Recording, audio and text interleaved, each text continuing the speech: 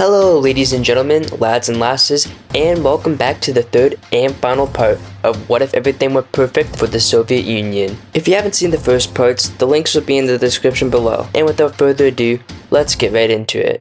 So as I mentioned previously, after conquering everything, the Soviets will desperately need to spend time consolidating their influence. Over the span of like 3 decades, Russia has gone from an agricultural empire trying their best to slowly expand their influence over time while also playing into balance of power politics to having a deadly civil war resulting in the establishment of a new communist system, the rapid industrialization of the country, and then over time expanding their influence into Europe, causing an alternate World War II to break out, which resulted in them winning and gaining a hegemony over Europe and East Asia and Africa, entering a warlord era, as well as a giant migration crisis. As a result, they were going to need some time to consolidate, which they were able to do to an extent before the war in Eastern Europe and during the war when things were calmer. But still, they would control a lot of the world, and a lot of people would not be okay with that. There would be revolts and attempted revolutions, but for the most part, I think it would stay the same as the situation in Connie West Germany when they occupied Europe. Were during and after the war in this timeline, there would be underground rebels that would do everything in their power to weaken the Soviet Union, but since their military would be really powerful, they would simply remain a thorn in their side. Although the Soviets would mainly be focused on consolidating their influence, the British Raj did have a somewhat large communist movement in our timeline that was suppressed by the British Empire, but in this timeline, that movement would most likely grow and would be supported by the Soviets throughout the alternate World War II. This will lead to the Soviets being able to support the movement more directly to an extent after World War II to eventually establish a communist India after World War II ends. Now, most likely, India in this timeline wouldn't be directly controlled by the Soviets and instead would act more as China and Yugoslavia in our timeline, where they are influenced by the Soviets but then slowly distance themselves from them over time. This would lead to Afghanistan being surrounded by communists, which would result in them adopting a similar policy they adapted in real life, which was to strategically move towards the Soviet sphere of influence throughout the 1950s to the 1970s before their invasion of Afghanistan in our timeline. From here, instead of the Soviets invading Afghanistan like they did in our timeline, we'll simply have them respect their independence and understand that the Muslim countries are completely incompatible with communist values, but that doesn't mean that they can't work together with, which they'll adopt a similar policy to all the other Muslim countries that they decide to work with. This obviously wouldn't happen under Stalin's rule, but over time, the Soviets should adopt that policy, whether it be from different leaders gaining power as a result of the butterfly effect, or just simply realizing that over time and adopting it into the Soviet foreign policy. Over in Africa, Liberia, South Africa, and Ethiopia would start to expand their influence after stabilizing, which would happen either during World War II if they were able to stabilize during the war or after the war ends. In Liberia in this timeline, they would build extremely close ties to the West and would invest heavily into the country's economy and military, and it would become an important strategic country for its ports that would be used to gain a foothold in West Africa. In order to secure its stability, it would most likely establish buffer zones in the more inner regions of West Africa, while also expanding across parts of the coast of Africa to establish more ports and house more refugees. In South Africa, they administered Namibia in our timeline after World War I, so even if they lose control over it in this timeline because of the instability caused by the war, they would be able to regain influence over it during or after World War II, and could also gain control over Botswana. As for Lesotho and Eswatini, they would be occupied and eventually directly annexed in the South Africa, as well as Namibia, since they had a lower population and would already be controlled by South Africa. Botswana would be harder to integrate and would remain a protectorate for the foreseeable future.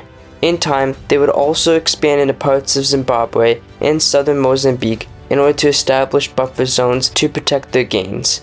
In Ethiopia, they would expand like South Africa, which would result in them getting their claims in Eritrea and Djibouti in order to get proper access to the Red Sea, as well as into the sparsely populated northern Kenya in order to get a better southern border, as well as the sparsely populated desert regions of Somalia. After South Africa and Ethiopia stabilizes and consolidates their new gains, they would then start intervening further into warlord Africa in order to help re-establish some countries around them while also building their own spheres of influence. and Saudi Arabia, they would have a chance to expand, which would result in them gaining influence over and potentially even annexing the collapsed Gulf countries, while also attempting to spread their influence into the Arabian world, which would meet resistance from the Soviet Union, who wouldn't want a unified Arabian country threatening their control over southern Europe. This would start a sort of proxy war with the Soviets and the Arabians funding opposite factions in order to prevent each other from gaining influence over North Africa. Back in the communist world, the purges would start. Although Stalin would be much less paranoid in this timeline, it wouldn't have caused all the people in Russia to die like what happened in our timeline. He would still be paranoid about the citizens across all the Soviet-controlled world. Now, during this mass emigration from the communist world, it wouldn't be like the mass immigration you see in Western countries today, where a lot of tension has been created between immigrants and the citizens of free countries that has led to a lot of the issues we now have to deal with today. Back then, governments made sure to create the infrastructure and programs necessary to properly integrate people into their societies. It wouldn't be that difficult with some groups of people because all of the British and the English-speaking Irish would have the options to move to either Canada, Newfoundland, America, British Guiana, New Zealand, or Australia. All the Portuguese would move to Brazil, all the Spanish would move to all the Spanish-speaking Latin American countries, and all the French would move to either French Guiana or Quebec. Problems would, however, start to arise when the rest of the Europeans and Asians want to emigrate from Soviet rule to the free world, who would be moving to countries who don't speak their languages and have significantly different cultures. Those people would most likely get overlooked by the Anglosphere and the Francosphere, and would most likely go mainly to the Latin American countries instead, because the Spanish and Portuguese would be able to be transported much more easily compared to the much larger populations of France and Britain. With the amount of people that would be leaving the communist world, Stalin would be paranoid that many anti-communists would stay and join rebellions against him, so he would start purging people.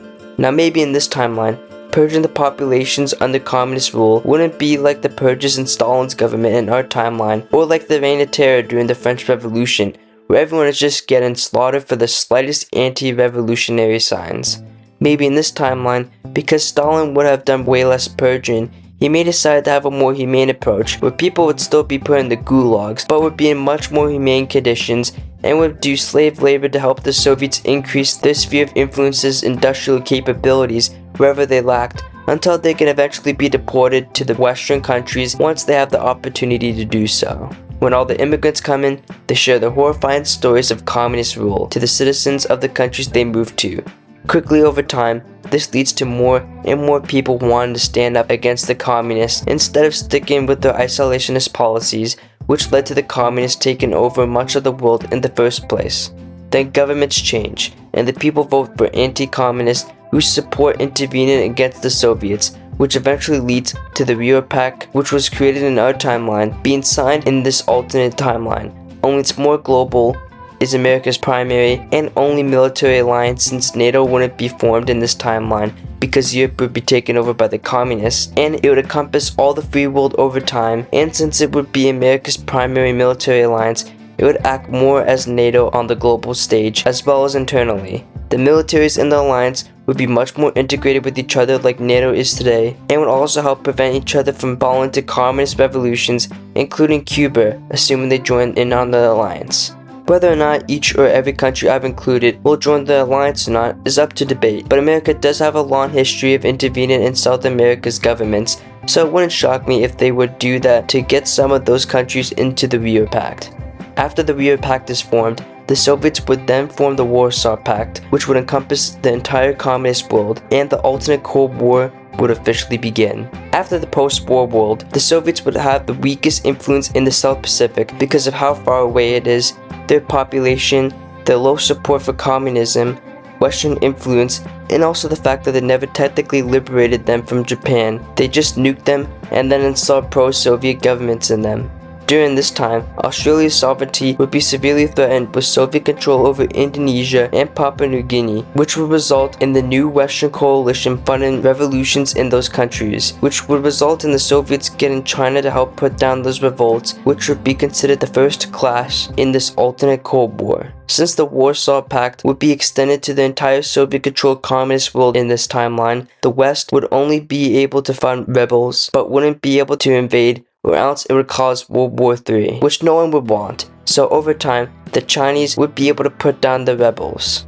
Moving over to Iran, in our timeline, the Soviets had influence over northern Iran, but had to back out due to international pressure. But since the West wouldn't exist anymore immediately after World War II, that wouldn't happen until America reforms the West under a new world order. In Iran in 1953 in our timeline, the CIA staged a coup that removed Iran's prime minister and reinstalled the Shah dictatorship, which nationalized Iran's oil. In this alternate timeline, that event most likely not even happen because America's geopolitical ambitions would be completely different in this alternate timeline. In our timeline after defeating the Germans in World War II, the Americans simply ended up gaining their superpower status automatically after World War II. In this timeline, they would have to gain that title through diplomatic efforts rather than winning a war. That means that during this time, they would be busy creating the new Western world order to set it up to help them compete against the Soviets rather than focusing on immediately challenge them whenever possible like they did in our timeline, which would result in the coup not happening in this timeline. That would lead to Iran not having direct Western backing, and instead the West would have a much weaker influence through America, giving them aid similar to what they would be doing with Saudi Arabia, Ethiopia, and South Africa. In Iran in our timeline, the Soviets established a Soviet-backed People's Republic in Iran's Azerbaijan region, and many people believe that Stalin would either turn the region into a puppet state or merge it with the Azerbaijan SSR, but the West put pressure on Stalin, which led to him having to withdraw from the region. Since the West would be forming during this point in the Cold War, America wouldn't really be able to pressure them like they were able to in our timeline, which would mean that the Soviets would be able to negotiate the partition of northern Iran in exchange for them getting the rest of their occupied territories back, which would result in the Soviets annexing the Azerbaijan region and the rest of the northern territories occupied being turned into Soviet puppet states because they were ethnically distinct from the rest of Iran. Then over the 50s, the Tudeh Party in Iran, which was the strongest communist movement in the Middle East in our timeline, could theoretically gain more and more influence over time, and potentially even gain power by the 60s. Whether or not that happens doesn't really matter long term because Iran had and still has a large religious and nationalist culture that naturally goes against the Soviets' communist values. So although the communist movement could originally be successful because of its promotion of Iranian independence from foreign influence from the West, long term it wouldn't work out. The best case scenario for this scenario in my opinion would be for whatever Iranian government gains power, whether it ends up being Soviet-backed for some time or not, to have a similar policy to Afghanistan and strategically align themselves to the Soviets geopolitically for survival purposes, but in reality, make sure they have little to no influence on their internal affairs so they would be able to keep their cultural values, their religion, and their full independence. A similar situation will also happen in the United Arab country in the Middle East, because just like Iran, their culture and religion naturally reject communism, so long term it most likely wouldn't work out unless they're given significant autonomy from the Soviet Union, which will have them eventually implement in this timeline. In Nepal and Bhutan, they would be completely surrounded by communist powers. Eventually, Nepal would definitely become a communist country, because even today, Nepal is a country that has various communist parties that do hold power in its government, and they even had a civil war between 1996 to 2006 that led to the communists gaining power, so something like that could definitely happen in Nepal in this timeline, but much sooner, which would result in a Soviet puppet state being created. Bhutan's communist movements historically in our timeline were much smaller compared to Nepal's, but still, they were surrounded by communist powers which could very well influence them to join the bloc eventually as well. Whether or not that would happen is up to debate because Bhutan is completely surrounded by communist countries, so it would be pretty easy for a coup or something to be launched by the Soviets, but the Bhutanis might end up being extremely against communism in this timeline, which could lead to another Afghanistan situation. Or maybe that wouldn't be the case because of the success of communism in this timeline. The people could be much more open to communism, which would result in a communist regime eventually being installed one way or another. Let me know what you think would happen in the comment section below. Speaking of commenters, do you know that most of you guys are not subscribed to the channel? Which is a real shame because this is the most underrated alternate history channel on the platform. And I have so many amazing videos planned for the future. So please subscribe and turn on notifications to be notified on any future videos that are coming out. Without further ado, let's get back into the scenario. Back in warlord Africa, the alternate Cold War would truly start to kick off. By this point in this alternate timeline, it would be the mid-60s, and over the course of this timeline, the Americans and the Soviets' main priorities would be to consolidate their influence and power, making them now both global superpowers. America's most strategic allies against the Soviets, which would be Saudi Arabia, South Africa, and Australia, would now be fully propped up, and the Soviets would have fully pacified their satellites and secured their influence,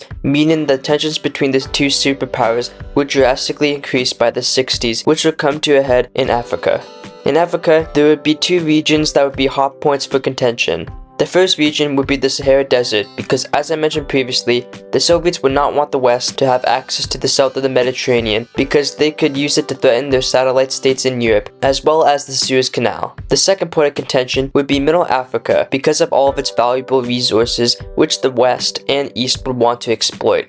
How things would play out is up to debate, but what I would predict is that the Soviets would focus much more on North Africa because although it would suck for the West to get a hold of Central Africa's resources, they already have plenty of resources across the new communist order, so securing North Africa would be top priority so they can secure the Mediterranean. So while we can assume that the West gets most of Middle Africa, with maybe Angola going communist like it has historically, most of their attention would be in North Africa. The Soviets would start establishing military and naval ports across North Africa to gain soft power, and would then start to support warlords loyal to them to eventually gain indirect control over North Africa. They wouldn't, however, be able to gain control over the Sahara immediately, since that would be very difficult to accomplish because, well, it's a desert that would be sparsely populated with trade routes that would be controlled by warlords. Still though, they would gain soft power over North Africa, and most importantly, would secure the Nile River, which would allow them to secure their gains over the Suez Canal.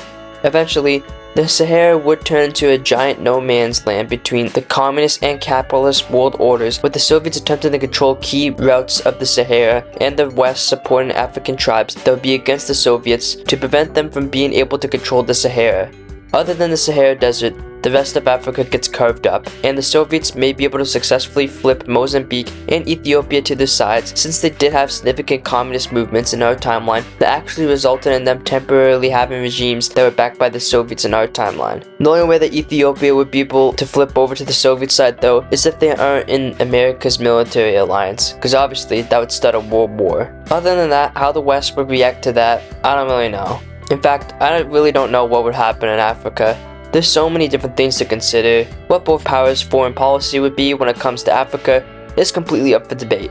Maybe instead of both powers focusing most of their attention on the regions they want to conquer, they fight each other tooth and nail every step of the way, which will result in Africa remaining in its warlord state.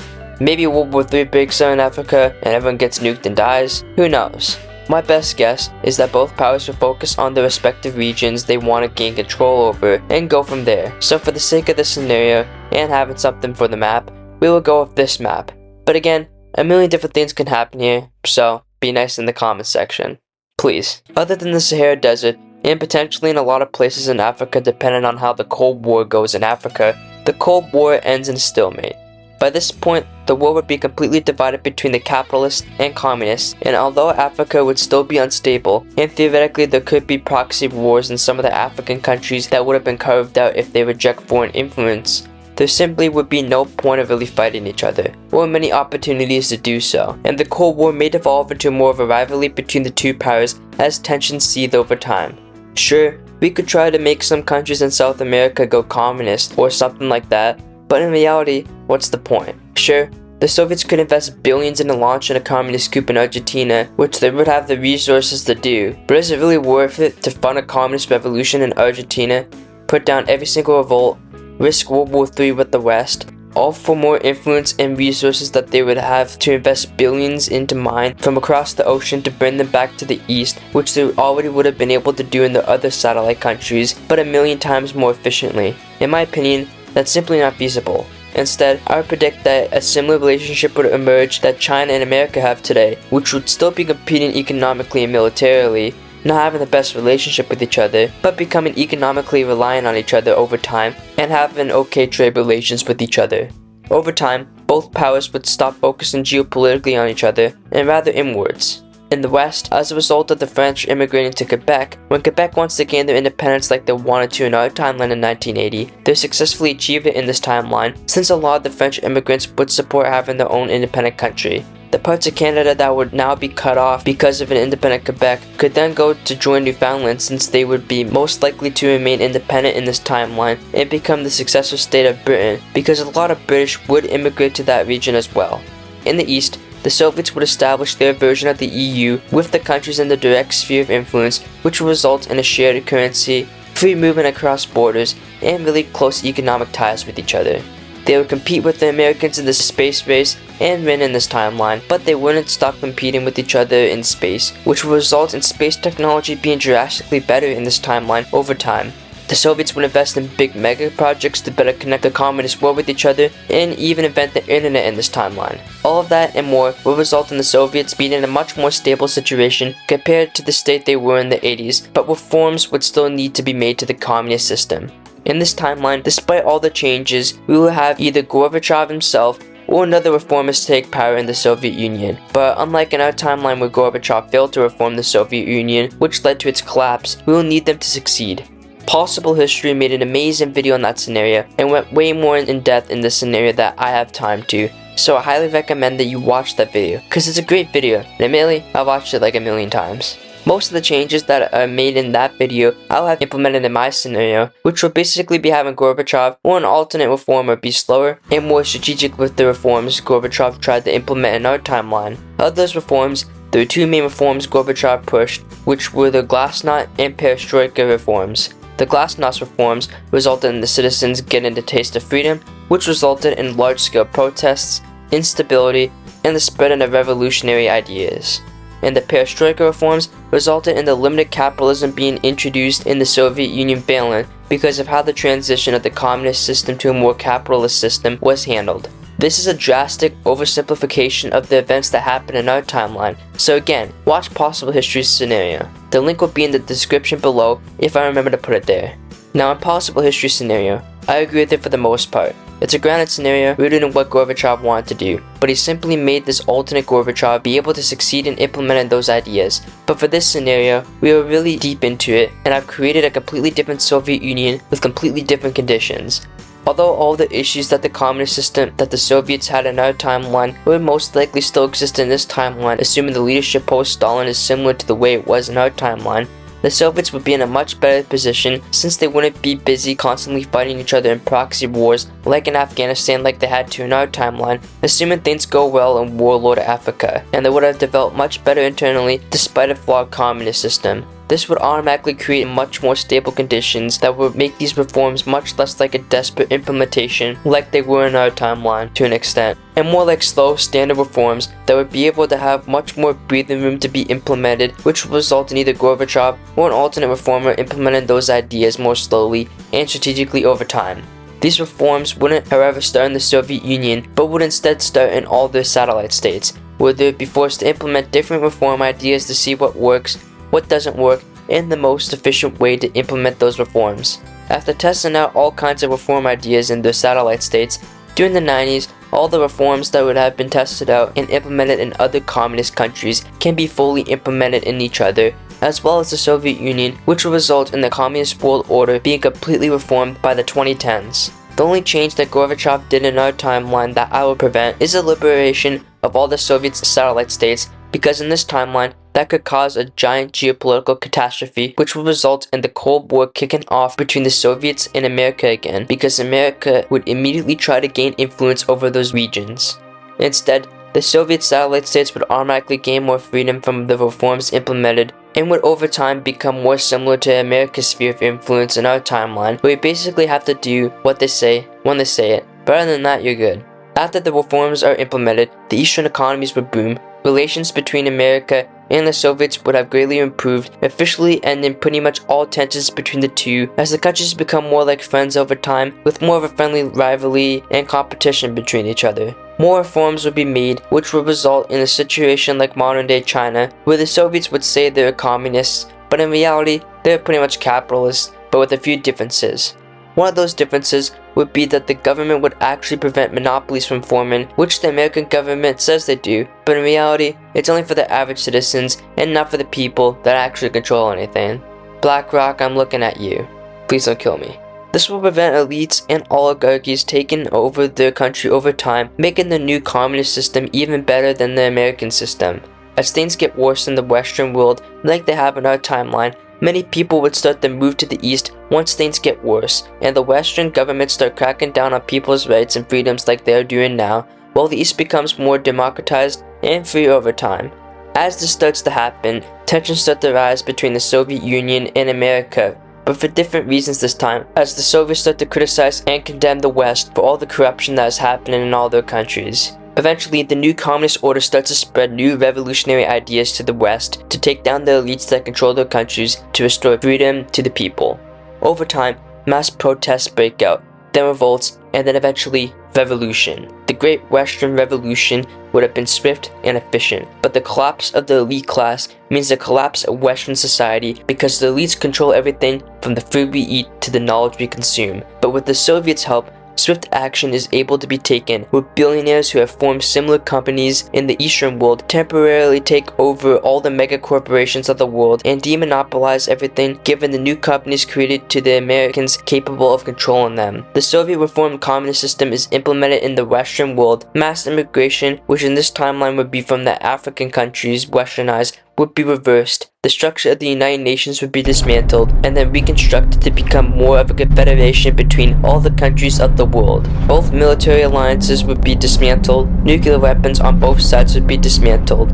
And after the Western world recovers and stabilizes, another new world order jointly led by America and the Soviets would take shape. With unified efforts from both superpowers, the formerly loosened aligned countries along with Africa slowly become more culturally westernized and easternized, or as it would be called in this alternate timeline, cultural unification. More power would be given to the reformed UN over time. Borders and economic barriers would be erased by the culturally unified world, which will eventually include the rest of the world.